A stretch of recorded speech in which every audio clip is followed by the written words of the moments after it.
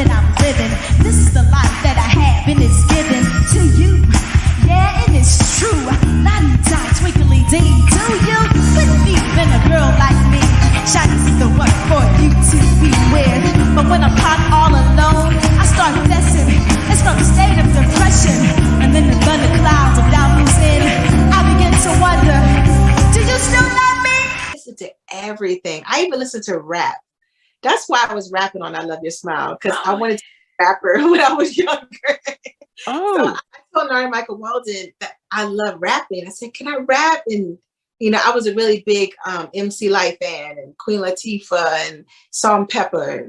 And I was like, I want to rap. So that's how that came about. And the label was okay with it. But I actually wanted to be a rapper. Like I wanted to do a whole rap album. Are you serious?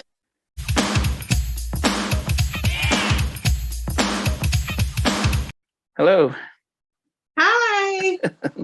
How you doing? Good. How are you? Yeah, I'm doing very well. It is about 10 o'clock here in the UK. Oh wow! Hold on a second. Gotta get my thing set up. Okay. Yeah. Wow, it's 10 o'clock in the morning or evening? In the evening, yeah. We are. I don't know if you're on the West Coast, but we're on the East Coast. It's 2 p.m. on the West Coast here. Yeah. So my two younger brothers live in Portland, Oregon. So it's 2 hours behind. But yeah, it's 10 o'clock at night. So wow, crazy. Yeah, but you know, I pretty much will start because we over the past 18 months we started the channel to celebrate our famous artists, especially during the lockdown, and we've been growing considerably over the past 18 months, and we've had numerous artists who've come in, and our audience have just been falling in love again with our favorite artists, just to hear how they got into the music industry, how they overcame difficulties and are still shining today. So we do have an international audience, people from Japan all the way to Brazil, Nigeria that tune in. So I always like to ask the guests, where were you born and raised, just in case most people don't realize? I was born in Pittsburgh, Pennsylvania. Okay. And at the age of 8, my mom and my mom sings. I come from a musical family. My aunt sings. My dad is a guitarist. You know, so my mom and my aunt got on the Greyhound bus, which is, do you guys have Greyhound buses there? Yeah, and I went to college in the US, but but we do have something called National Express in the UK. But yeah, bus from Pittsburgh, Pennsylvania to it took about 3 days to do it. Yeah, and because my mom and my aunt wanted to, you know, pursue their singing careers. Wow. So we got to California. I grew up in California. Once we got here, I said, I want to sing too. At a young age, my mom found me a commercial agent, and I started booking commercials. I went on my first audition, booked it. I did a Kentucky Fried Chicken commercial with Ella Fitzgerald when I was 8 years old. Ella Fitzgerald, wow. Yeah, so it's like as soon as we got to California, things just started happening really quickly for me. And I signed my record deal when I was 11, and Okay. No, but before we get there, I mean, I know you mentioned your mom and your aunt were singers, but when you were growing up, who were you listening to and getting your sort of singing inspiration? Yeah, I was definitely influenced by my mom and my aunt, but outside of them, Michael Jackson. I was the biggest Michael Jackson fan. As a matter of fact, when I got off the bus, when I moved to California, you think of Hollywood, you think all the stars walking down the street. So I'm looking around to see if I can find Michael. I was like, so Michael Jackson, Shaka Khan. My first song that I sang, I was 7 months, and my mom has it on cassette. 7 months. I was singing Tell Me Something Good by Shaka Khan when I was 7 months. And I couldn't talk, but I could sing the right melody. I had the melody. So Shaka inspired me. I love the Emotions, The Best of My Love. Yeah. As Wanda from the Emotions, she's the one that picked us up from the Greyhound station when we moved to Yeah, my mom and Wanda, they've known each other since they were teenagers. Wow. So, yeah, she picked us up from the Greyhound station. And let me see, Wanda, the Clark sisters. Wow, the famous Clark sisters. Yeah. So I grew up listening to the Clark sisters, Whitney Houston. Wow. My favorites. Yeah, as well. So at that young age, so what was your mom? What was she singing? Was it pop, R&B, gospel, and your aunts? They were singing. They sing art. They still sing. They sing R&B. Okay. So it's like the old school R&B, with the harmonies and the old school harmonies, and yeah. Were they going to be a duo with the two of them together singing when they were their whole dream of moving to LA? Was it for them to sing as a twosome, or what was the? They still sing together, and then my stepdad, he sings with them, so it's the three of them together, and they still to this day do shows like, in different places and stuff. But since COVID, it kind of shut down for everybody. Yeah. Last week I interviewed Lily from SWV. I love her. Yeah, and I said to Lily, so who inspired her when she grew up? And she said, Shanice Wilson. She says that when I saw Shanice on Star Search, that she didn't have a deal and she was singing. She says, "Wow, that if Shanice could do this, then I can do that." As Shanice, and I'm really inspired. And I'm just like, and I do remember because I went to high school in Nigeria, but we got Star Search, and seeing you at this young age, fearless. I mean, now we see a lot of kids doing it, but back in those days, it was something unreal for us to see. How was it like for you, your parents, mom putting you up in front of, these auditions and these shows? Well, the good thing is that I was never forced to do it. Like, I loved it. I wanted to do it. I was so excited. When I was 8 years old, I literally used to sit in my closet with a cassette player, and I used to pretend like I was in a recording studio writing songs, and wow. Had the opportunity to do it on a professional level. I was excited. My mom even told me, like, before I signed my first deal, I signed with A&M Records when I was 11. She said, "Are you sure what you want to do?" And I'm like, "Yes, this is really what I want to do." Wow. So I didn't have like a stage like that was like, forcing me to do stuff I didn't want to do. Yeah. I loved singing. I just loved being on stage. At a young age, I knew at a young age I wanted to be a singer. I mean, I told you about Lily. Did you know the impact you had on other young artists? There's a show, I don't know if you guys have it there, but it's called Unsung. It's on TV1. And they covered SWV's story, and she mentioned it on the story. I literally had tears. Every time I hear that story, it really it touches my heart, because I'm the biggest SWV fan. Like, I love all three of them. They're amazing. Yeah. I music too. Yeah, but as I mentioned, there are artists who are very big in America.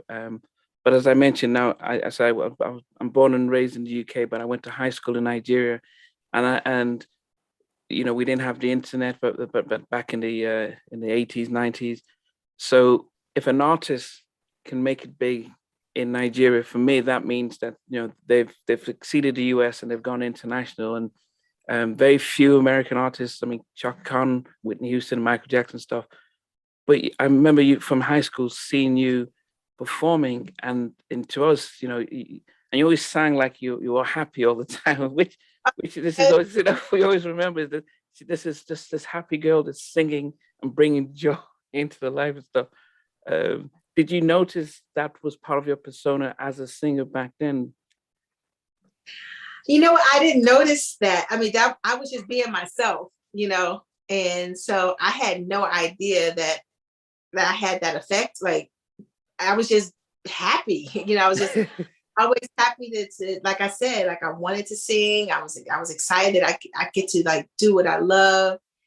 And I came up with the title of "I Love Your Smile" when we were writing that song. And I wrote down, Narda Michael Walden said, give me a name title for a song. And I wrote, I Love Your Smile. Wow. And I came up with the title because kids used to tease me in school all the time because they said, you're always smiling. Why are you always happy? So that's why I said, I need to write a song about a smile because I'm always smiling. Yeah.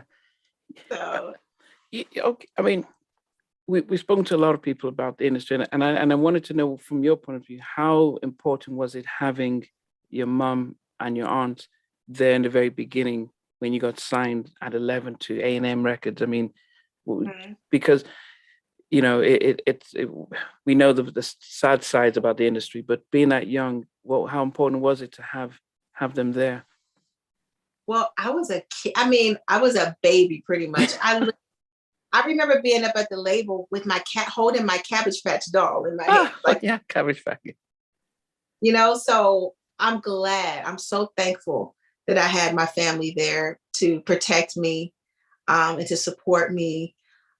Because like you said, like I've heard the horror stories too of kids starting at a young age and being around the wrong people and trying drugs and having nervous breakdowns and all craziness. And my family protected me from all of that. I never experienced that. I never been to any crazy parties or, you know, I had my grandmother touring with me when I Love Your Smile during like touring. My grandmother was on the road with me. So I always have kept my family around me, and they always protected me from any like negativity. Wow. Yeah. I think you showed us your grandma was in your video. I Love Your Smile. Was she? Yeah, she was in the video. Oh my and goodness. She the part where I went to, there's like a bunch of people and I went to snap a picture. My grandmother she's in that whole scene. She's like right in. Going back to when you were 11 and you signed with A&M. Now, Janet was on that label, wasn't she? Was she on the label? Did you know that was the Janet's label and everything when you got signed there? Did, and I was excited. I mean, I'm a huge Janet fan too. So, and then I got to, because we were label mates, I got to know her as a person, and I used to at her house, and you know, we used to stay in touch, and we're really good friends. So it was cool to be on the same label with Janet. What was it like the first time you did meet her? Because at 11 years old, just you know, big Michael Jackson fan, all of a sudden you're seeing his little sister. What was that? I remember the first day I met Janet, but I just remember being very excited to meet Janet, and then I met Michael, and I've worked with Michael, you know.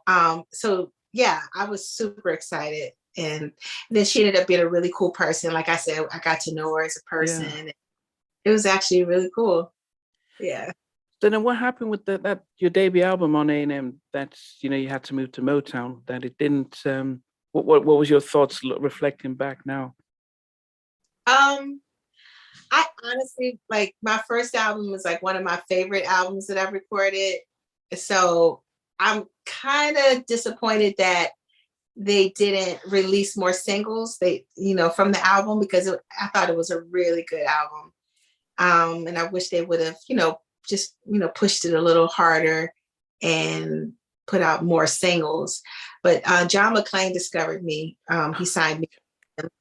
So when he left A&M Records, I left A&M Records, and I ended up signing with Gerald Busby at Motown Records. Okay. So before we go to Motown, how John McClain, part of Michael's manager, is probably managing his estate right now, and discovered Janet. But when he sort of left, was it that easy just to say, okay, well, I'm leaving as well? Or because I thought you tied down. Well, a guy named Bill Dern was co-managing me along with my mom and my aunt, and I knew that there was another opportunity for me in Motown, because Gerald Busby heard about me and he was interested in signing me. And my manager at the time thought it would be cool for me to be with Gerald, because he has children and he knew how to work with like young people, young. So we just thought that would be a great place. But I love John McClain. When it was I can't say anything bad about it, other than I wish more singles, they would have released more singles. Yeah. But A&M was great. Yeah. I mean, for those people who might not know, but Gerald Busby was very big at MCA, Discovered New Edition, Boys to Men. I mean, he was, he was Johnny. Yeah, he was our sort of a '90s version of Barry Gordy. I mean, he was. He and LaSalle Jr. when they were. Yeah. So yeah, when we heard Gerald Busby, we know that wow, he was such a power broker. Lil Silas and Joe Busby, they were together at MCA, but then Gerald ended up being the president of Motown. He left MCA and went to Motown, and then that's when I got to Motown. Is when Gerald. So then, what was the difference when you got to Motown when it came to writing and producing your first album with them? What would you think was different? I mean, I know you're a little bit older, and you probably learned some lessons at A&M. Yeah. It was fun because I got on that album, I got to do more songwriting. So Gerald Busby connected me to Nardo Michael Walden. He did a lot of stuff with Whitney Houston. Yes, Nardo Michael Walden worked with everybody from Mariah Carey to Whitney to Aretha Franklin. He was, And so I was in the studio with Narda, and he was sitting at his piano, just, playing music. And I just started singing melodies off the top of my head. And then I gave him a bunch of song titles and stuff. And the songs he brought in his team of people to work with us. And it literally, we recorded that album so quickly. I love working with Narda because he's a great vocal producer. How to produce vocals, and he took me out of my comfort zone, which I loved. Wow. Certain songs that we recorded in really high, and I said, Narda, I'm not singing in that key. I said, that's too high. He said, you can do it. I know you can do it. So I love that about him because he would push me really hard vocally. It was really cool. The thing you've touched on quite a bit was about the writing part, and and I don't know if this is stuff that your mom and aunt recognize about the importance of publishing and writing, but did you recognize how important it was to write, or what was it for you? Well, my mom and aunt knew, that how great publishing is and everything, but I had a love for songwriting. Remember when I was 8 years old, and I used to sit in the closet and pretend like I was in the studio. So I've always been in love with songwriting, before I even had my record deal. So. And so you knew how important it was to actually write and sing your own songs, as opposed to singing other people's songs. Yeah, I knew. Well, first of all, it was something that I enjoyed doing because I love. But I was also told that it's good to. I think it's good to write your own music because it's when you're singing it, if it's more believable when it's coming from you, and then publishing, honestly, songwriters make way more money than artists. Well, of course, definitely. Yeah. Way more money. Like, for instance, Chris Brown, he did a song called Undecided, and he used the melody to I Love Your Smile in the hook. Well, I got publishing on that because I wrote on the original one. So it's like once you start writing, it's like that publishing money, you'll have that forever. Yeah. And so I would say to all the artists out there that can write and that's interested in writing, that's the way to go. Yeah. That's the way to go. Well, I mean, and I think we can hark back to the beginning that your mom and aunt knew about the industry and was protecting you, because unfortunately most of the artists that we've talked to subsequently didn't realize, well, they were writing, but somebody took their publishing when they signed their contract, and those were sort of the lots of sad stories that we've been listening to, is that we signed off, we didn't realize that we gave away everything because no one told us. They just said this is a standard contract. Yep, that happens a lot. That's why you gotta know what you're signing. You gotta have the right people around you, because people will, it's a dark industry, and if you don't know what you're and you can really it can really mess you up. And you signing your whole life away if you don't know what no, as I said, it's not been as much as I've probably spoken to 40 different artists from the night. It was fun at first, but when I kept hearing the stories, it's been heartbreaking to hear the same. The labels, they don't like when the family members are working with the artist. Yeah. Because they can't take advantage of you. Yeah. So that was the downfall. Like, the great thing is that I was protected. The only bad thing about it is that labels don't want you working with your family. So it was kind of like, an issue. Yeah, I mean, we've heard subsequently that the more you know, the less they want to work with you, because it's as if, well, we can't take long-term advantage. But I think, I mean, that's definitely something that hopefully artists today can learn from. But when you were working on your first album with Motown, is there different pressure? I mean, you're on Motown. You've had the legacy of the Temptations, the Beatles, the Supremes. You've had the Barge. Motown was going through changes. Since the DeBarge, there was probably not many people. I mean, when Gerald came in, he got Boys to Men and yourself. But what was it like for you coming onto Motown? They still had the Stevie Wonder and everyone around. It was exciting for me because Gerald Busby was the president, and Gerald was so behind me, and he was so excited to have me on his label. So I really, like, with Gerald, I felt the love from Gerald. So I didn't feel like any kind of pressure or it just felt great. It was just all good. And like I said, I wasn't thinking about what everybody else was doing. And musically, I just was just focused on what I had to do. And Gerald made it like a great experience. And I knew that he was behind it. Once you have the head of the label behind you, it's actually a really good thing. So I had Gerald's blessings and I had him behind me. And he really, when I tell you, I Love Your Smile, when he put that record out, I did not want I Love Your Smile to be the first single. Wow. No. I told you, Silent Prayer, it should be the first single because we were in the middle of a war, the Persian Gulf War. Desert Storm. Yeah. Prayer. I said, this is a perfect time. Johnny Gill's on the song. This is the perfect first single. And Gerald Busby told me, no, I'm not changing it. It's I Love Your Smile. And I remember crying. Wow. And I'm like, no, Gerald, it's the wrong song. And he didn't listen, of course. And he put that record out, pushed it. And it was like number one in so many countries. So I got to travel the world. I was nominated for a Grammy. And I was so wrong. I was so wrong about that song.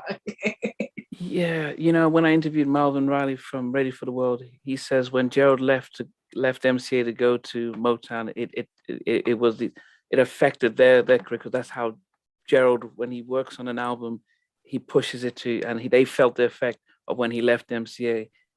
But then you think about it, and it must have been something he did when you wrote I Love Your Smile. Did you know how infectious and how powerful it was, or did you just think, okay, this is one of many? Silent Prayer is a better song.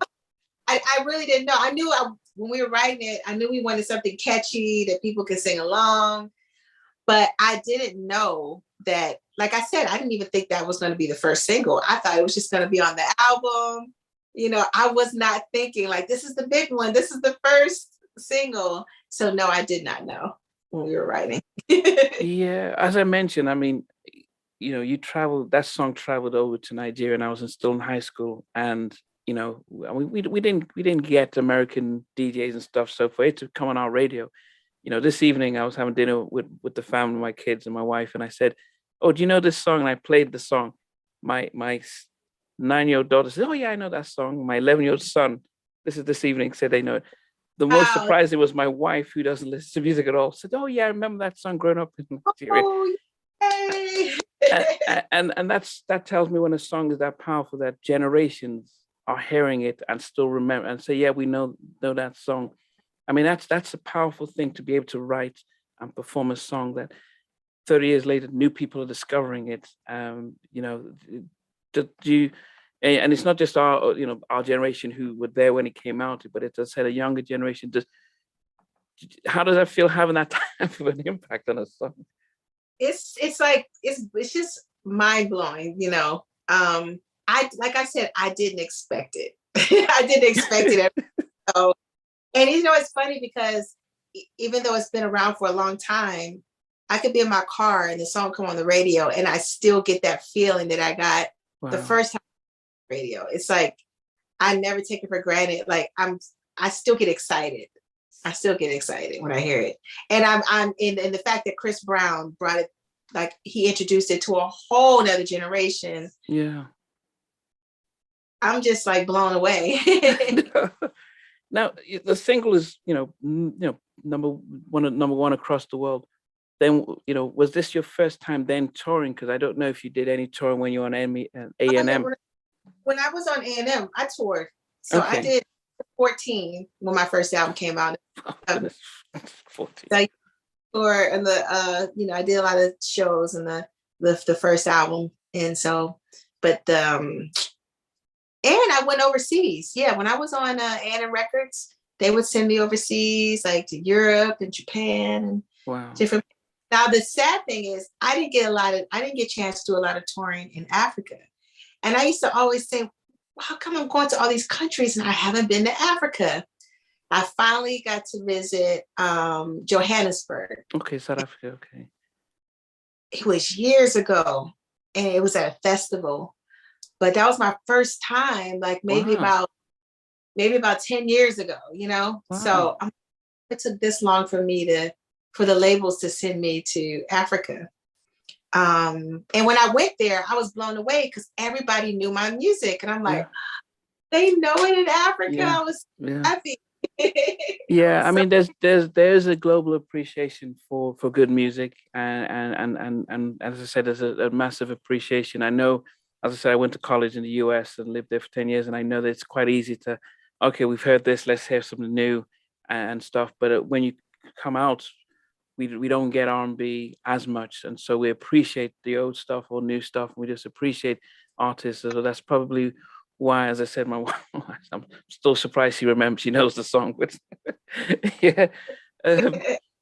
But then when the song is so big, how does it feel for you, knowing that everyone knows you? You know, biggest artist in the country at the time. What is it like personally? It's exciting. I don't know. It's just a great feeling. It's a feeling that I can't even describe, but I'm very just thankful. And that's why I get on Instagram and Twitter and Facebook, and I'm just constantly telling everybody how much I appreciate everyone, because everyone has been so supportive. I've been in the business over 30 years, and everybody has been very supportive of me. So it's just a great feeling. I can't even describe it. I feel great. So after the big album, which was great, then when it comes to going back, 21 Ways, what was 21? What was it then? How hard is it? The thing is, this is the thing. I still think Silent Prayer should have been a second single. So they went from I Love Your Smile they went from smiling to crying. So my second part, I'm Crying. I didn't think it was consistent with the first. So Silent Prayer, I think they went wrong on the second single. I love I'm Crying, but I think they should have released that later. It should have been Silent Prayer with Johnny Gill. That should have been second. Then when I did 21 Ways to Grow, the thing is, they said that I Love Your Smile was too pop, and that I need to do something more urban. Because of my Black fans, they said, you're a Black artist, you need to do stuff that's more urban. So they purposely, when we did the 21 album, had me doing more urban songs. And I know the 21 album didn't do what I Love Your Smile did. So I feel like if it first of all, I Love Your Smile was number one on the urban chart. It was number one in America on the R&B chart. Yeah. Like it's so I don't understand. Like I had Black fans and white fans from I Love Your Smile, but that's where they went wrong. Now that's yeah, I mean, sometimes we, as fans, we assume it's the artist that says, that this is the direction we want to go. They said no, it's you're by you being a Black artist, you can't do a bunch of pop music. And I remember when Whitney did a pop song, and everyone was like, remember it was at the Soul Train Awards or something, and I think she got booed or something at the Soul Train. I'm like, are you kidding me? Yeah. So, but it's not like that now. Like, I think everybody's kind of like, you have, I don't think labels are looking at it like they did back then. Like you can do pop music and be, I hate that it's that there's a label. Like, I feel like music is music. I hate that it's like pop, R&B, this, that, like I think you should just focus on doing great music and not have such a label on everything. I mean, 91, 92, we had Mariah Carey singing, I won't call it pop, but she was singing more crossover music. Whitney was singing more crossover music. Boyz II Men, their second album was very crossover. They're like the biggest in the world. and those became the biggest artists. And I remember, and I don't know if you remember the group Rift, they sang My Heart Is Failing, and they were in Lean On Me. I remember. So their first album, it was very sort of popish, and they were touring with Vanilla Ice. But then Nitty Green said, we saw Jodeci and we thought, oh no, we want to go urban. And unfortunately, album sales dropped because the R&B fans were saying, well, we're not like Jodeci, and they lost their pop fans, and that's where they messed up with that. Yeah. So, I mean, so from yourself, when the label was saying, okay, we want you to do a lot bit more R&B, who were they looking at Mary J. Blige and thinking, yep, we want you to be like that? Or who were they looking at thinking that this is why we want you to do that? Yeah, they didn't tell me like, we want you like Mary, or they didn't give me a name of an artist. They just said that we're losing our Black fans. And I'm like, how are we losing our Black fans? Number one R&B. I was just so confused. But when it's the head of the label, when they're behind it, it's like, I got to do what I'm, told in a sense. And so so when they're talking about doing more urban, who are they enlisting to do production for you compared to, was Michael was he still allowed to work with you? I didn't work on that album, but there was a song I did with Daryl Simmons. It was called Don't Break My Heart. Now that right there, I love to this day. I get in my car and I still listen to that song. And then I had, Turn Down the Lights was on there, right? Turn Down the Lights, I think, was on my 21 Way. So there were some songs on there that I think the first single was probably the wrong single. But I had Turn Down the Lights.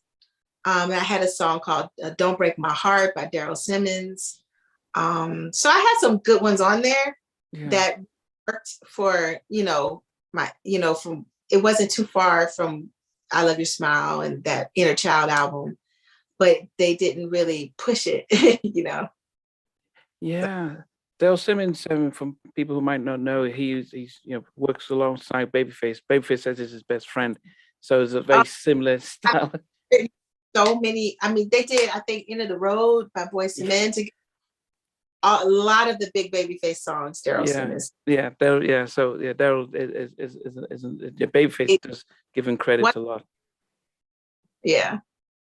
So when the album doesn't do as well, what happens to Shanice when oh goodness, I've gone from being one of the biggest stars in the country to now my album is not really making it on the radio and the charts. What happened? I did Broadway. I was Eponine I was the first African American to play Eponine in Les Misérables which was a huge thing for me. So I did theater, and but were you still at Motown, or did you part company? I was actually in the process of leaving Motown at that time. Because Gerald left Motown. That's what it was. Gerald left Motown. Like I said, he was the head of the and the head of the company that signed me. He's leaving. Oh, Andre Harrell comes in. And then Andre Harrell came in. Oh, yeah. And so I left Motown. I ended up doing Broadway. And then I remember Babyface called me in to sing on Usher's record called Bedtime. And I did some backgrounds on it, and I sang on the bridge. And I think that's when it clicked for Babyface. Why don't you sign to LaFace? But I must say this, and a lot of people don't know this. I literally signed to Clive, to Arista first. Oh. I was on Arista, and then Clive felt like he had too many female artists, and he asked me would I mind being signed to LaFace. And I was like, yes, I love LA Babyface. So he ended up putting me on. And then Babyface, I think I did the thing with Usher. I think that's when he's like, he talked to LA, and I ended up signing to LaFace. Yeah. But if we go to Broadway, like the Miz is massive here in Europe and stuff, but how did that opportunity come to go on to do theater? Well, first of all, I started in theater when I was a little girl. When I first moved to California, Kim Fields, Kim Fields. Kim Trudy, yeah. Her mom, Chip Fields, she used to do like stage plays and musicals, and she taught me how to act. I went to this school on the weekends. My mom would drop me off on the weekends, and I would take acting class, singing class, dance class, like all these different classes. And Kim's mom was the head of the acting department. Wow. So she did a play, and I got to perform on stage when I was 8 years old with Kim Fields, Malcolm Jamal Warner. Wow. Lisa Randall was in there. My friend Sean Earl, he did Broadway as well. He was in a ring on Broadway. But so I started out theater. When I did, Richard J. Alexander told me that in the middle of the night or something, my video came on, I Love Your Smile. And Richard J. Alexander was the producer for Les Mis on Broadway. Wow. And that I want Shanice to play Eponine. So he reached out to my management, reached out to us. And at the time when he first reached out, I was touring. I didn't have the time to move to New York and to do the show. So I'm like, okay, I'll do it, but this isn't the right time. And then I reached out to him again, and I said, okay, I'm ready now, because, things had kind of slowed down. It was so hard when I'm traveling the world, trying to promote my record and this and that. Yeah. So then I finally did it. And I'm so glad I did. Yeah. It was a different kind of singing, because it was almost somewhat like an opera. Yeah. So I had to really work on how I pronounced my words. I had to sing totally different than like my R&B pop music. It was totally different, but it was challenging, but it was worth it, and it was a lot of fun. What does theater do to you as an artist? I've spoken to Tony Terry, and he talked about how theater, I mean, even when he talks, he's almost acting as he's talking. But what did it do for you as an artist?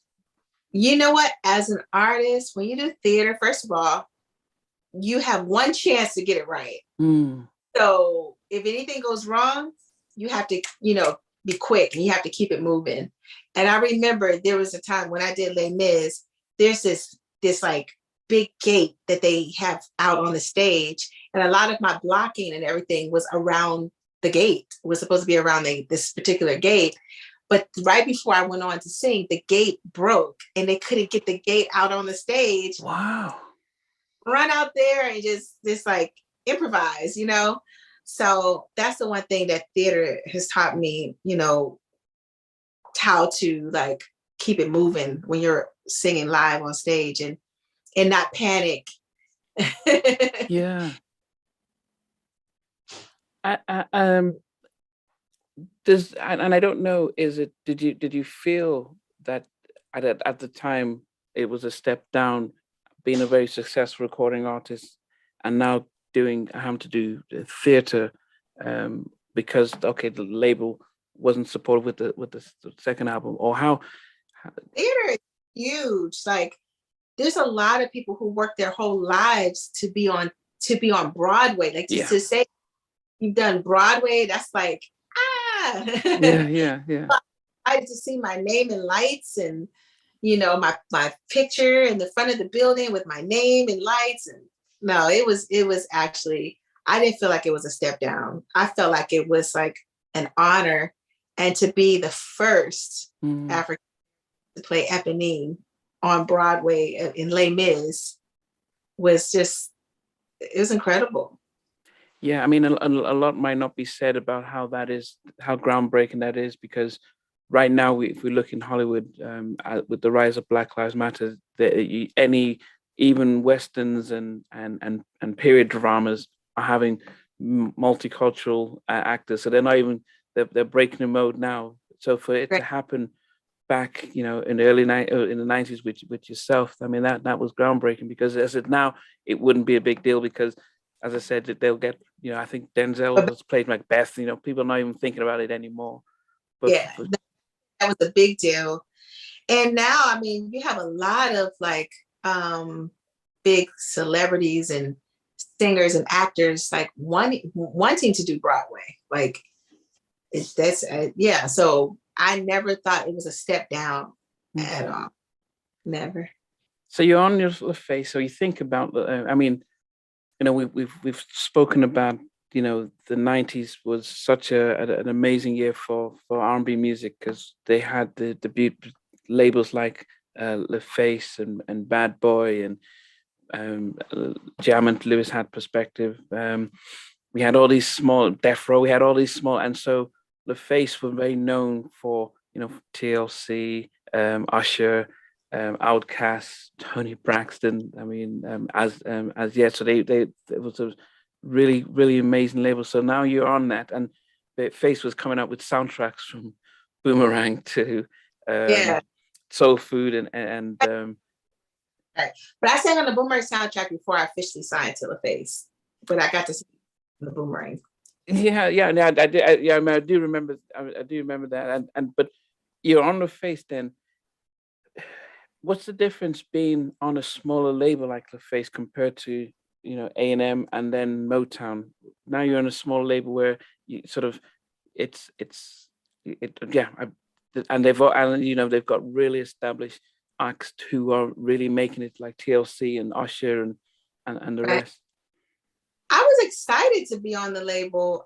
First, I'm big fans of I'm a big Babyface fan, L.A. Reid, and just watching what they did with Tony Braxton, TLC, Usher, Outkast. I'm like, wow, even though it was considered a smaller label, they were doing big things. So I was excited. I didn't feel like I was on a smaller label. And and they had the budget, and then so they had the funding, the money, so I was excited. I was actually really, really excited to work with them. Yeah, I mean, I just remember Donnell Jones was there as well. At the same time, I was there when Donnell was there. Okay, yeah, he was. Yeah, I interviewed him, and he was talking about his, he was fortunate being a writer, that he would go work in Jersey, and bring his stuff in. But who did you get to then work with when you had your Shanice album on LaFace? Oh my gosh, I worked with so many people. I got to work with Dallas Austin. Okay, yeah. I worked with Jermaine Dupri. Oh. I worked with, of course, Babyface did a lot of the songs, and Daryl Simmons. Who else? Warren Campbell. Warren Campbell produced when I my first single, and I loved working with Warren because he's such a great vocal producer. He can sing, he can write, he can produce, he plays every instrument. He's just So that was, it was a plus working with him. And then the record, when they put it out, we broke it in Billboard. We actually broke a record in Billboard. It entered at like 91 or something like that. And in the first week it went, I forgot the number, but it jumped from 91 to like 12 or something in the first. And at the time, not now, but at the time, we broke a record. That was like the biggest jump in the history of Billboard at that time. So yeah, so that was really cool. And once again, that record did extremely well for me. And then they stopped pushing it. They started working. They were like, oh, on to the next artist, you know. It's like, I feel like they didn't continue to push it the way they pushed the first single. So, I mean, and I think looking out as an R&B fan back then, I do remember that around that 91, 92, 2000, that's when a lot of the labels started to go through their mergers and stuff. I think Clive got ousted at Arista, and then LA moved over to Arista and stuff. Did you think any of that affected that album for you? That sort of the industry moving around and stuff, and then. Yeah, probably so. I really can't say exactly what happened because I really don't know. I really don't know. But that could have played a part, definitely, for sure. Yeah. So when they're not pushing, you know, when they're trying to say, okay, let's move to next. How, as an artist, what sort of influence or what could you do? You know, if they don't push out the next stuff. Just try to start on the next one. I was really disappointed because I really loved that album. I thought that album was great. But you just have to just, you know, keep it pushing. And, you know, I started touring. I went on tour. I opened up for NSYNC, went on a big tour with NSYNC and got to open. Wow. Yeah, you just have to, like, when stuff like that happens, then you just have to, you know, stay positive and say, okay, what's the next thing? Let's keep it moving, you know.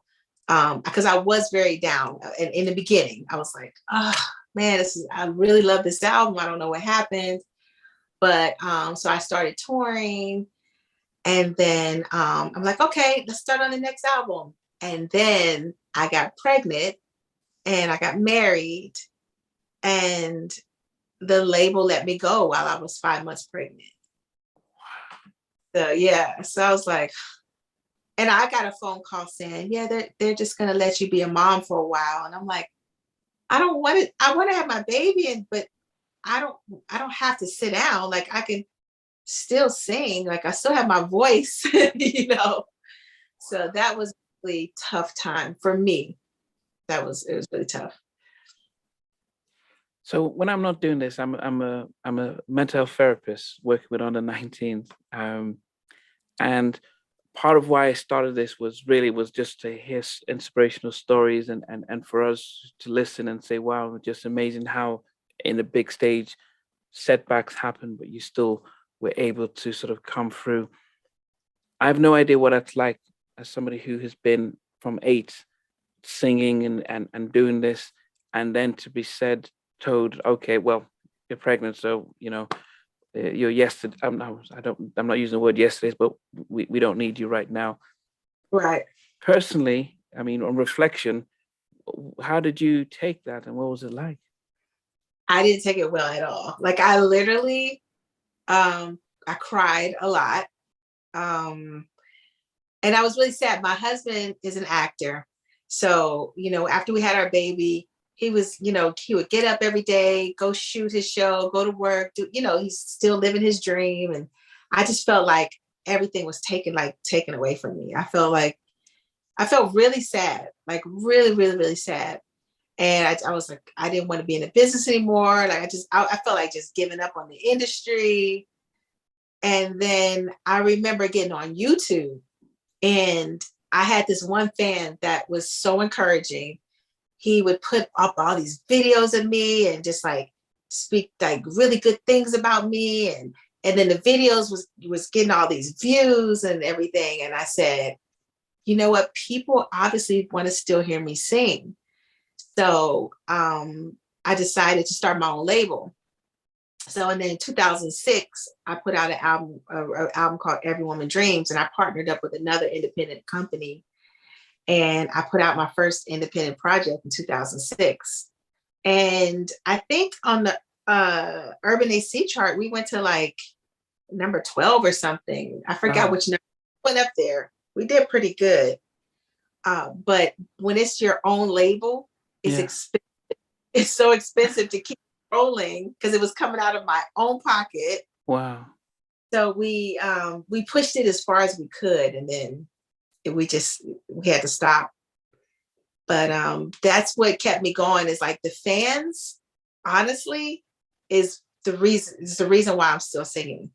Because when I get on YouTube and Facebook and Twitter and Instagram and I hear all the encouraging things, you know, that pushes me to, I'm like, okay, I'm going to do this for them. Yeah. You know, about the industry, if they want to act like that, it's for my.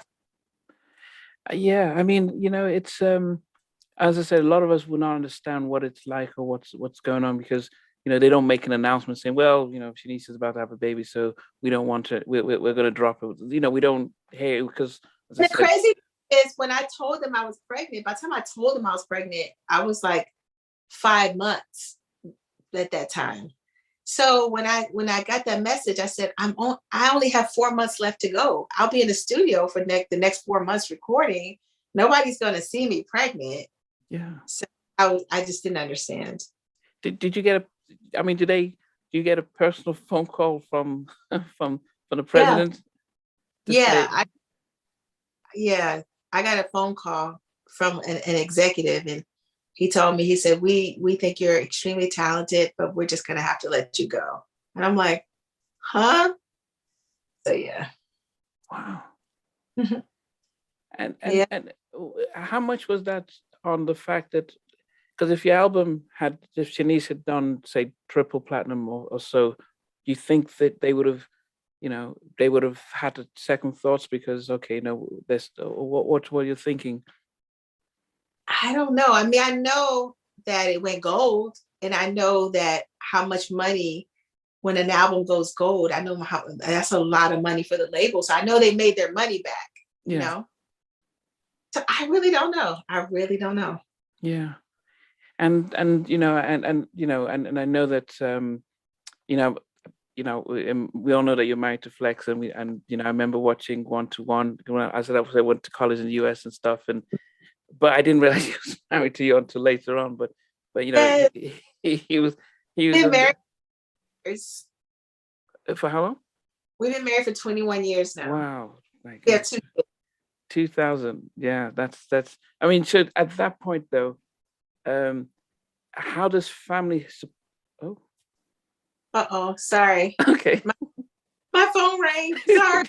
No, it's fine. It's probably LaFace come to say sorry. Oh no.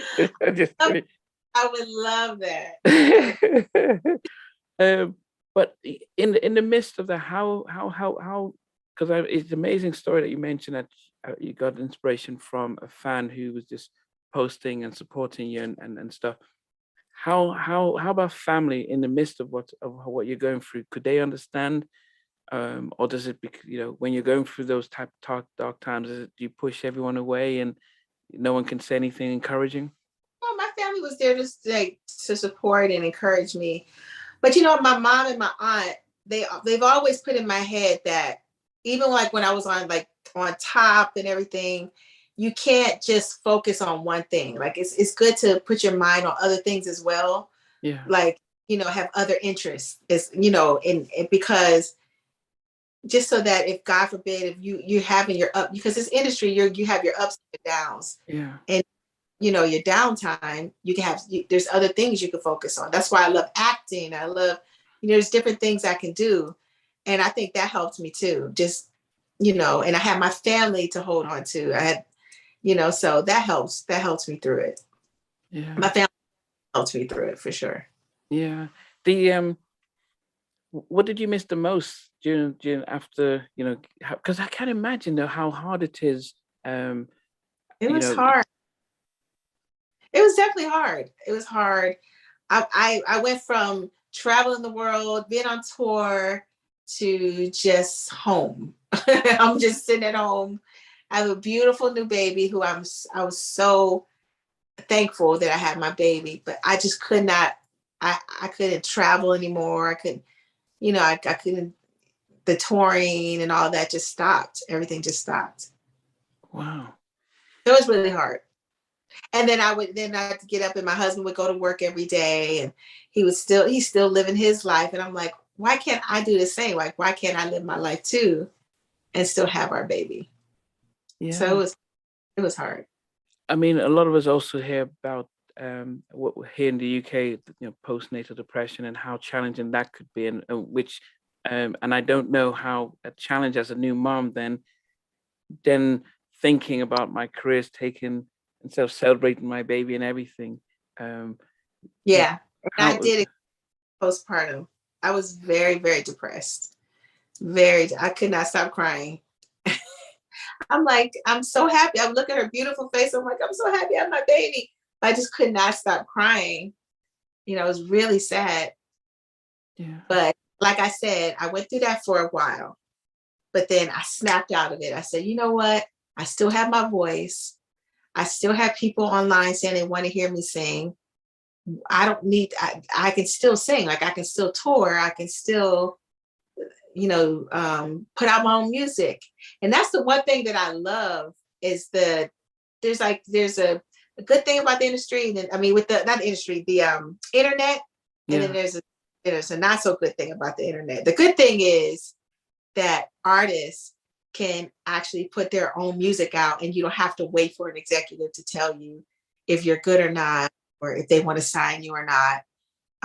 And that's a really good thing. The sad thing is that some people are getting music for free and not paying for it. So artists aren't selling like to back in the day because people are downloading it for free and stuff like that. But I love the fact that independent artists can put out their own music and you don't have to wait on someone to tell you if you can do it or not. Yeah. I did a poll on our channel just to find out how most of us in our generation who have bought CDs back in the 90s, how we're listening to music today. And I said, is it Spotify? Is it YouTube? Is it on the radio? Are they downloading it for free? Or are they using any other streaming service? And more than 50% says that they listen to music through YouTube. Not some of the radio stations around the world is old stations and stuff like that. Very few people in my generation listen to any of the newer artists that are out now because they sound we think that they sound the same and the messages aren't the same. So we're listening to a lot of throwback music or artists from the 90s who release newer stuff, but mainly through YouTube, which means that it's a very different way of receiving money, and which I know for some artists, they put out music as a way of just getting everyone to remember, okay, they're still around, but they're focusing on the touring. For yourself, as an independent artist, what are your thoughts about, well, if I'm putting out music, what is the benefit of putting out new music today? Well, you know what, now, I think in the beginning, like as far as getting paid through YouTube and this, that, I think in the beginning, no one knew how to, like what to do, but I get paid. Like there's a company that collects all my digital, like, so when people like watch my song on YouTube and different places, I literally get paid for that. I have a that collects all my, like when people down, like this, they collect all my digital music. Like, digital, royalties. Yeah, the royalties, So I still get paid from all of that. So I appreciate all of that because I still get paid for that too. Yeah, some as a songwriter, then some as a performer. But then going forward, then do you still think about, okay, if I'm releasing new music now, am I releasing it really to try and get revenue from that? Or is it a way of saying, guys, I'm still around, here's some new music, I'm going to go on tour and I want to be able to perform some some newer stuff. What's the balance between releasing new music in today's market?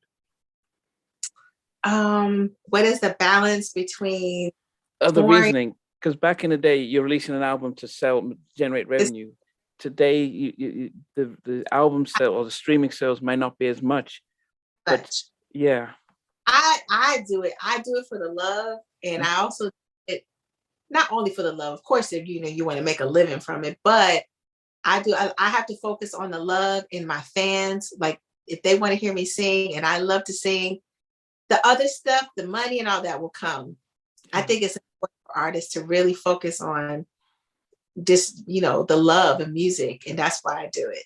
And whatever that is just extra. It's just icing on the cake. But I just try to, and then stay creative on other things. I have a lipstick line called Smile by. I'm actually revamping it. I remember working on it. I'm redoing it right now, and I'll let you know when I re-release it. But I have my own lipstick line.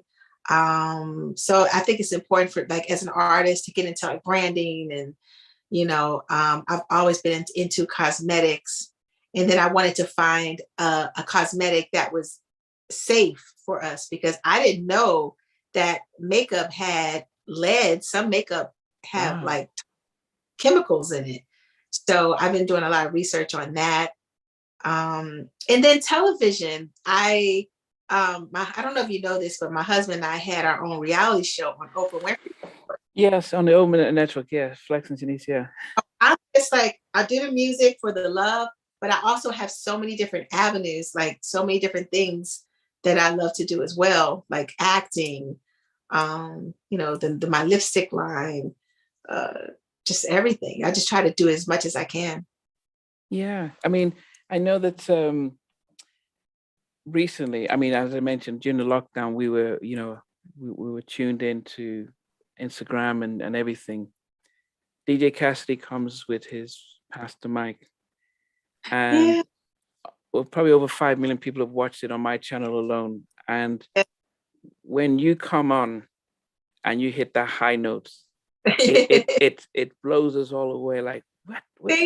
It's as if we forgot Shanice could sing. I mean, it was, as I said, that was the season 3 of the Pastor Mike is our favorite. It's been the most watched. But as I said, you come out with that high voice, and it's like, wow! It was almost so effortless for you. I mean, can you talk about getting called by Cassidy to say, "Can you come on?" What was your thoughts, and did you know about the show and anything?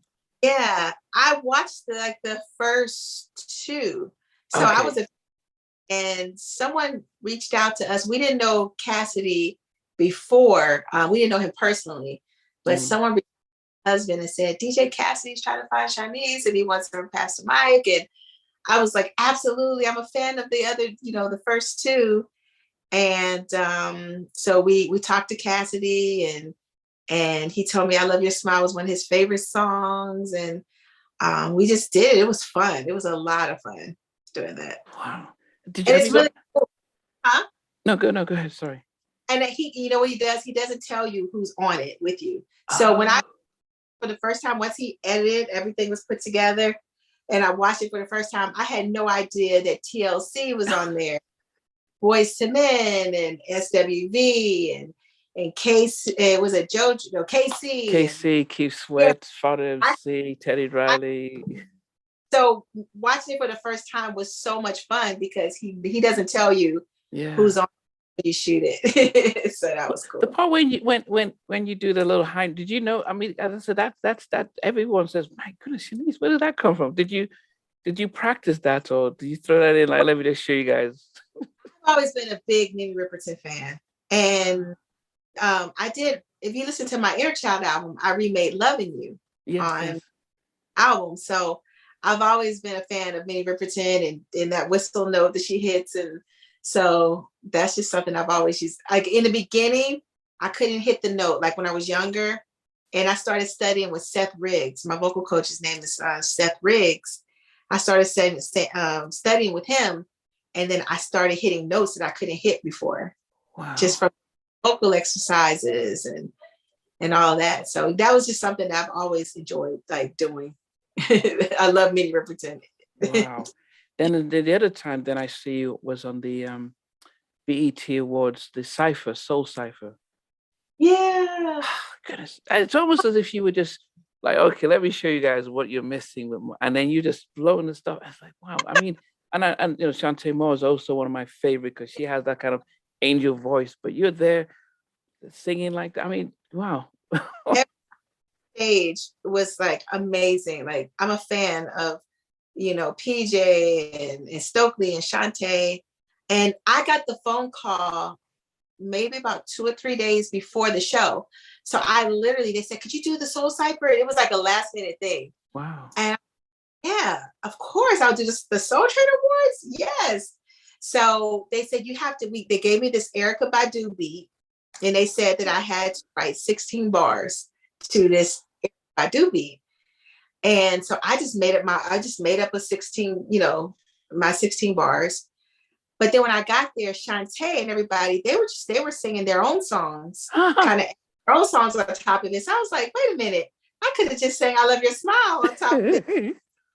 But I actually wrote everything that I sang. I actually had a couple of days to write it. So wow, I had to write it, find something weird really fast. It was like this. It was so last minute, but I'm so glad I got to share the stage with it. Yeah, no, as I said, vocally, I mean, you hit us with those two performances and it was like, wow. And that's where the sort of nostalgia for us were like, man, we kind of missed not just the music, but the versatility, the difference and the styles that our 90s artists bring. COVID has sort of, you know, it's still lingering around, but people have gone back on tour. You know, what about yourself then? Unfortunately, we're here in the UK, so we don't get to appreciate to see you guys. But have you? Did you go back on the road and?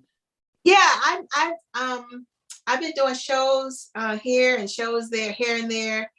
When I did the show, I don't know if you saw, I did an episode with Shantae, Kelly Price, Deborah Cox, and Jill Scott. She has a show called what is it called? First Wives Club. Oh. And in the episode, Deborah Cox mentions to Jill Scott mentioned Deborah Cox that she wanted to put a girls group together. So then I come out, myself, Shantae, and Kelly Price, we walk into the room and surprise Deborah Cox. So when we shot that episode, we did talk about possibly turning that into a real tour. That's something that we all talked about. But COVID is just like really making it to but that's something I would love to do, like a girls night out tour. Okay. But like, huh? Yeah, you know, it's because Donnell, Dave Hollister, and Carl Thomas said, "Yep, we're forming a group called the Chai," and it seems as if a lot of sort of the male artists are like coming together. You know, we had LSG, we had Tank, Tyrese, and Genuine who's formed. So it seems the male artists tend to think about, yeah, let's do it, and they don't even waste time. They go and do it. But very few female artists have, and I can't remember if any have come together to form a sort of a super group. But that's something. It was so. The reactions we got from the fans when we did that on the TV show was so great that I think it's a no-brainer. Like I would love to do a project like that. I would love to do that, but I got to get, you know, the other girls on board. Yeah. But I think it's a great idea. Yeah, but even touring on your own, because as I said, you had those amazing performances on these shows, as I said, Pastor Mike, and even the BET stuff, that people would be like, know what they're going to get hearing you live. But are you as keen to do solo tours around, or is it just, you know, there's too much, you're balancing a lot of your business, you know, your cosmetic line and other things? I have somebody working on some things for me right now because I want to go on tour. Okay. So different now because of COVID, but there's ways to do it, you know, safely. Yeah. But yeah, I definitely would love to go on tour for sure. Maybe next. Okay. Yeah. And I mean, as I said, people that it. Yeah. As I noticed, it's important to be safe because, as I said, when you have a family, and you know, and there's always a balance. What about new music? Is there anything that we can expect from you from that? Always working on new music. I'm working on new music. I'm definitely going to release some new music next year for sure. I don't have a date or anything, but I'll keep you posted. Okay. Posted. So, I mean, as we wrap up, I mean, vocally, you amazed us, as I said, performing. As could we ever see you re-record any of your best songs from your first and second album in your modern day Shanice voice for us to experience those songs in how you are today? That's a great idea. I've always wanted to do that. I just have to, I just have to find the right label to help me put it out there. Because I don't want to just record it and just throw it out there any kind of way. I want to have a good team behind it, good label, marketing, PR, like all of that. But that's actually a great idea. And that's something that I've thought of for sure. Yeah. So, because I mean, as I said, we had Taylor Swift when she said, "Yep, she's re-recording her album." that's great.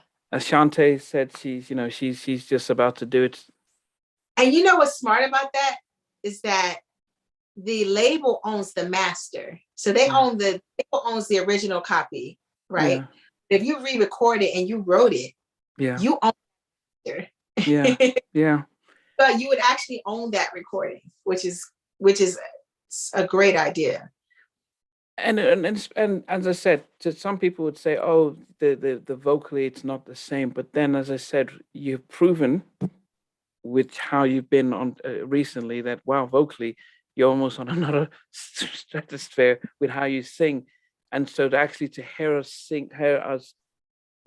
hear you sing those songs, and the ones that you wanted to release that didn't get released again, would be something that people will request and want to listen to and hold on to. I agree. I totally agree with you. So I need to figure out how to make that happen. Yeah. Oh my goodness. Well, it's been great. I mean, I always when I in our show, I always ask our guests that if you were stuck in an elevator and you had to, they said it'll take a couple of hours, but you can watch a movie while you wait, what would you request to watch? It has to be one movie? Yeah, it would be 2.5 hours. So yeah, I'm not looking for the Gone with the Wind trilogy or something. It's going to be between The Bodyguard, Whitney Houston, or what my favorite movie is? Coming to America. Oh. Eddie Murphy. Okay. Yeah, yeah. They re-air it all the time, and I literally laugh at all the jokes as if I've never like it's the first time hearing it. Oh goodness, yeah. And I think when they did the part 2, it actually got most of us going back to watch part 1 and recognize that those were different times, but how much different and how fun it was. What about your song? If you had a favorite song all time by anyone to pick, what song would it be? Oh my gosh. I would say The Best of My Love by The Emotions. Okay. And the song is because that song literally taught me how to harmonize. I could sing a lead all day long, but I couldn't harmonize good until I started listening to The Emotions and just learning how to harmonize. That's like one of my favorite, The Best of My Love by The Emotions. It's one of my. When you're on tour, do you sing that? I actually never did that on tour. I'm gonna do that to my show. I've never. Okay. But who I did. I want to say this, because I didn't get to say this in the interview. But when I was 11 years old, one of my first producers that I worked with when I signed to A&M at 11 was Tina Marie. Wow. Song with her, and I'm actually going to I asked her daughter if it was okay for me to play the song on my Instagram page, so just so people can just hear the song that Tina produced on me when I was 11 years old. So when I do my shows, sometimes I'll do like a little bit of Michael Jackson. I'll do Tina Marie, Square Biz, and Whitney Houston. So I need to add the emotions to that list. What's your favorite Michael song? Oh my gosh, like all of them. I love Remember the Time. I love Butterflies. And I love, of course, Thriller and Beat It and Billie Jean and all of that whole album. And I love the stuff he did with the Jackson, when he was in the Jackson 5 too. Like I'll Be There. And oh gosh, all the Jackson songs, like ABC. But if you could pick one, if you say, because my favorite of song in the universe is The Lady in My Life off his Thrill album. It's, I wish he did more. I think Butterflies is as close to that type of love song that he's done. But if you were to pick his one song and say, okay, this is it, this is my... It would be Butterflies. That's my favorite Michael song. I think Butterflies is my favorite. Yeah. I remember being in LA, and Steve Harvey used to be on, I can't remember, I think it was KGLA. I can't remember. He used to be on the radio back in the late 2000. And KGLA. and he was just playing it when he was doing his show. He would just keep playing the song. It's so it's beautiful. Did you said you got to meet Michael? I worked with him. I sang backgrounds on his record Keep the Faith with Saida Garrett. And on his Dangerous album. Wow. And Will You Be There? Wow. Yeah, I got to sing backgrounds on there. And then when he passed away, John McClain reached out to me, and remember they put an album out right after he passed. Yeah. And I added my voice to his song Behind the Mask. Okay. So I sang on that. So when you did those two, Keep the Faith and I'll Be There, was that with Andre Crouch? Was his choir was there? But before the choir came in, I did some parts with Saida Garrett, like before the choir. So there's like parts with myself, Michael, and Saida Garrett. Wow. Yeah. Before the choir. And I didn't realize you were on then at the Dangerous album. I didn't realize. Wow. Yep. Wow. I mean, how is it? I mean, I've heard lots of people who've worked with him, always speak highly of him. But, do you get starstruck, or would you? Yes. I was so starstruck. He was really nice. I remember saying to him in the studio, do you want some candy? Because it was a big thing of candy in there. And he was like, no, I haven't had candy in a long time. And yeah. And then before I met him in the studio, I want to say this. He had a limousine pick me up, and I got to sit with him and talk to him for over an hour in his trailer when he was shooting his Moonwalker video.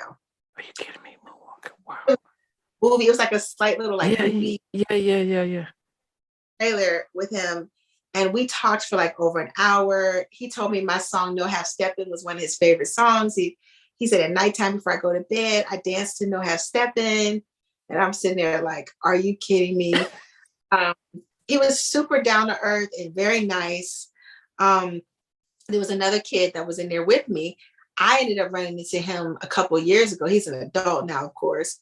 And he said, I met you with Michael when you were younger. And he said, Michael he was going to prank me that day. He said, I just wanted to tell you, Michael was so excited that you were coming into the trailer and that he wanted to prank you.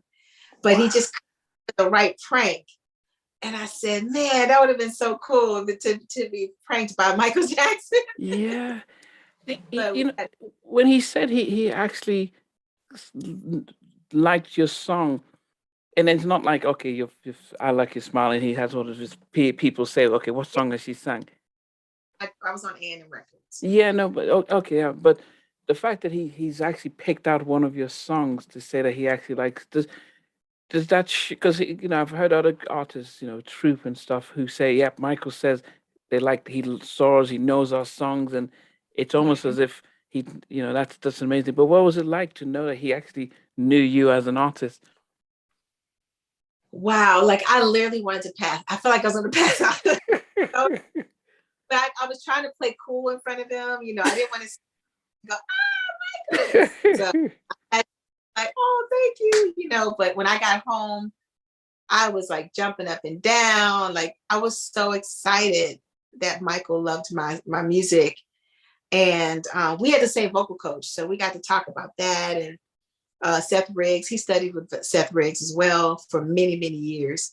So we got on a conversation about, you know, doing our vocal exercises. And I asked him, where's Bubbles? Where's Bubbles? And he said, shooting a commercial. He said, he's shooting a commercial today. I was like, oh, cool. But he was really, so after I met him the first time, and I would hate to hear people say bad things about him because I know my experience. Yeah. Super great, you know. He's my all-time favorite. And I do wonder, I can see you actually singing Butterflies, especially that high falsetto that he does. I mean, and that's Floetry. Floetry wrote that. Yeah. But, dude, I would love that. I wish I could have been on that record. Oh goodness! Well, Shanice, it's been a blessing to listen and to hear from you. As I said, you've you know, just to know how you've inspired a generation.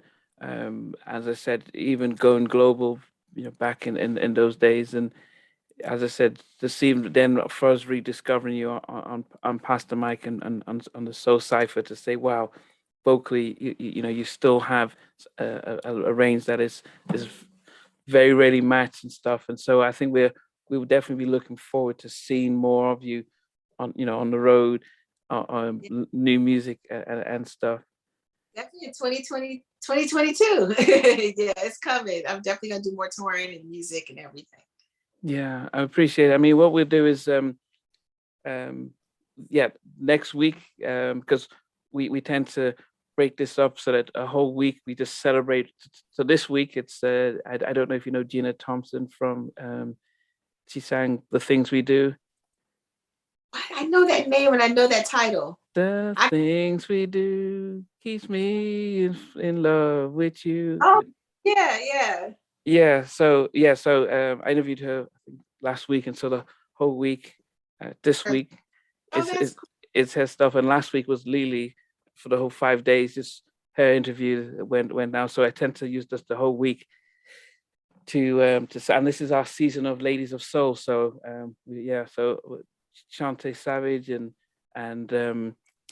Mook and Steph and Blag. So we're just going to celebrate our female artists and stuff. And so it's just going to be a pleasure just to be able to showcase and people to hear your story. They may ask, who is the lady in the picture behind you? Because that's me. That's me when I was on Motown. Oh, I was gonna say that looked like a Dinah Ross, but that's you.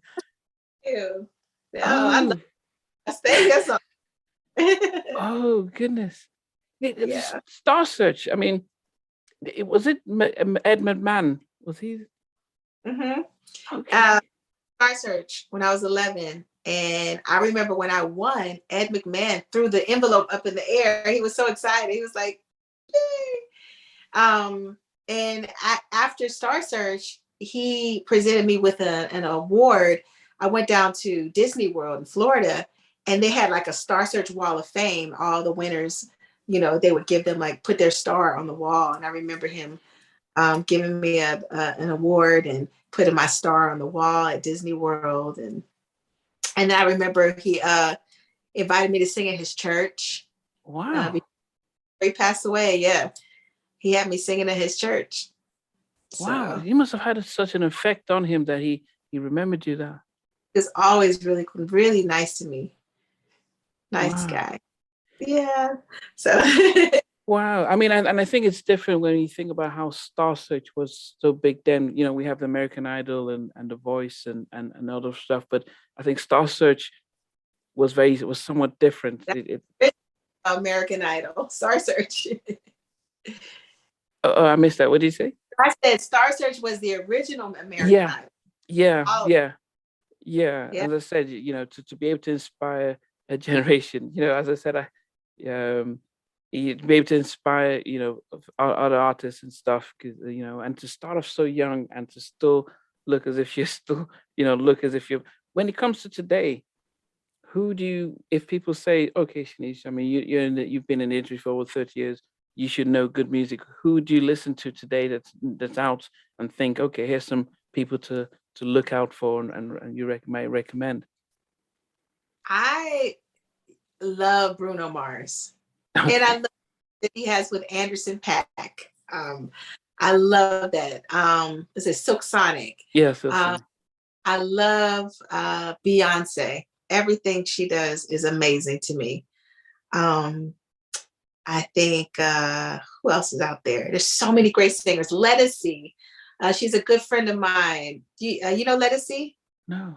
Oh, I gotta introduce you to Odyssey. She's amazing. Who else? There's I still love Deborah Cox, and I love Tamia, and I love, Faith Evans. There's so many. SWP, my girl. What about the newer? We've got Jasmine Sullivan, Annie Lennox. We've got. Yes, I love Jasmine Sullivan. She's amazing. But you said someone newer. You said newer than that. Yeah. So we got the Annie Lennox, SZA, Jasmine Sullivan. We've got her. We've got some of these. We've got Great. we've got Gideon. We've got a lot of sort of so our generation. Ayanna Taylor. Yeah. Okay. Ayanna Taylor. There's a lot of great ones out there. So many. But it might seem like you're very similar to the rest of us, that you do prefer some of the artists that came out in your generation more so than some of the newer things that are. Oh, I listen to everything. I even listen to rap. That's why I was rapping on I Love Your Smile, because I wanted to be a rapper when I was younger. Oh. So I'm not a rap artist. I listen, when I get in my car, I turn on like the hip hop stations, and I listen to all the latest stuff. Fifth Harmony, Normani is a Normani of mine. I love her. I think she's amazing. Yeah, I listen to all the recent stuff. Who else is out there? Oh, I love the what's her name? Chloe. Yeah, with her sister. Yeah. And Haley, yeah. So no, I'm definitely all the latest stuff. Yeah, you mentioned the rap in I Love Your Smile, and who else was Bobby Brown came out with Don't Be Cruel. But it was very, normally we get a rapper, like when Jody Watley came out with Friends, you got Eric B to come in and rap. But how did the label agree to let the Sunshine Kids rap on her label, on her song? I told Michael Walden that I love rapping. I said, can I rap? And, I was a really big MC Lyte fan, and Queen Latifah and Salt-N-Pepa. And I was like, I want to rap. So that's how that came about. And the label was okay with it, but I actually wanted to be a rapper. Like, I wanted to do a whole rap album. Are you serious? Everyone looks at me like I was crazy. I was the biggest MC Lyte and Salt-N-Pepa fan. Wow. I mean, okay. But they, especially Salt-N-Pepa, we're sort of a little bit in a different direction from the image that you had. You had the good girl image, and they were like, "Yep, no, we're the original bad girl." Oh, but did you ever collaborate with MC Lyte or Salt-N-Pepa? No, I never got to work with any of them. I remember when I started working with on my LaFace album. Yeah, I had a song on there called "You Can Bounce," and I remember saying, "I want Little Kim to rap on Bounce." I wanted to have, and they said, "No, let's wait till we get to a remix. Let's reach out to her once we do a remix." Well, they never released that as a single, so but I wanted Little Kim on my record. MC Light just recently posted about the fact that she now has the trademark of her name, but it's some of the things that would be great if you do re-record, your album and then have a remix version of it with MC Light singing, doing the rap instead of you and stuff. Oh, yeah. So hopefully you can think about that as an idea, like, okay, MC Light, why don't you come and do a rap on a remake version of I Like Your Smile? I would love that. I would love that. Okay, well, if I hopefully we'll see it, and then we know where the idea came from and stuff. I'll be in the little credit notes and stuff for inspirational suggestion. But it's been a blessing and to be able to hear your story, as I said, and I'll speak to Brooklyn and just to let her know when it's going out and everything. But it's been great, and she'll let us know when you do release any new music, so we can let the audience know. I'll make sure whenever I release new music, you'll be the first to know. Yeah, please do. And as I said, I hope we get you to re-record your classic, especially your first album that you really loved that didn't get pushed out, and even the LaFace one, because as I said, those are your songs, and especially if you've written on them, it's just good just to come up with them to re-release them back to us. And probably a lot of the gospel artists do a lot of this, where they record an album live in front of fans, and that's the album, so it's just like, I'm going to sing the whole album with a band in front of an audience, and that becomes the live album. And we've got the videos already shot. Yeah, that's a great way to do it too. Yeah. So we're giving you all this. Hopefully we can see you getting to work and say, come on, guys, let's get to work. Oh, yeah. I'm definitely work on that for sure. I think that's a wonderful. Yeah, I appreciate that. Okay, well, Shanice, thanks you very much. It is just 11:30 at night here, so yeah, and I will. But as I said, it's been great. It's been an honor, and as I said, fans will be loving to hear your story and still seeing you smiling and stuff. Everybody out there, thank you for supporting me over the years. Your support means the world to me, and I'm just so thankful. I'm thankful for you and to all my fans. So thank you. Hey, thanks for watching. Really appreciate it. If you love what you watched, there's over 100 artists that we've interviewed, so please check out the videos. Remember to like, share, how not unsubscribe, but better still, become a member of Halftime Chat and get exclusive videos ahead of time. But thanks for watching. Take care.